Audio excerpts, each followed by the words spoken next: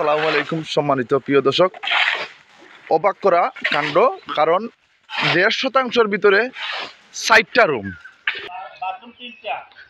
এখন আমি দেখাইলাম কিভাবে সম্ভব, হয়তো 1.5% জায়গার মাঝে অত রুম আর 3টা বাথরুম 3টা বেডরুমও আছে। আচ্ছা, এরপরে তো ঠিকাদার সবাই কিনা আসুন।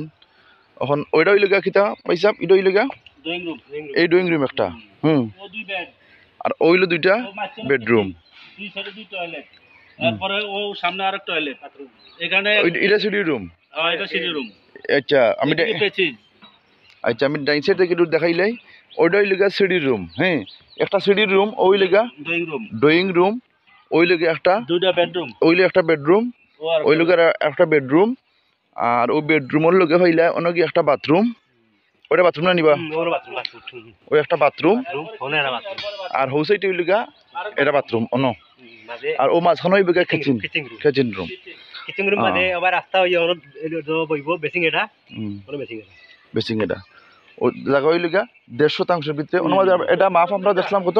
হ্যাঁ, ড্রেসিং রুম আছে দুইটা, ড্রেসিং রুম দুইটা নি বাথরুম হতে পারে। হ্যাঁ, লম্বা আমরা এদিন মাপ দেখলাম, মাপটা কত কত আছে আমরা ধরছিলাম 36 ফুট, আর ওবা আছিল 19 ফুট, 36 ফুট 19 ফুট স্কোয়ার ওই জায়গাটার মাঝে।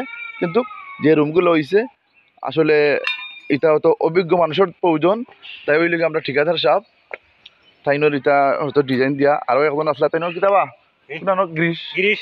গ্রিস প্রবাসীর মানে সহযোগিতায় মানে এই প্লেনটা আধুনিকভাবে একটা বিল্ডিং দিয়ে 1.5% মাঝে এতটা রুম দিয়া কিভাবে এটা প্ল্যানটা করা হয়েছে, খুবই সুন্দর, ভালো লাগছে আমার কাছে। জানি না আপনাদের কাছে কিলা লাগবো, তবে যদি ভালো লাগে ইনশাআল্লাহ লাইক কমেন্ট করবেন। ওকে, আসসালামু আলাইকুম রহমতুল্লাহি ওয়া বারাকাতুহু।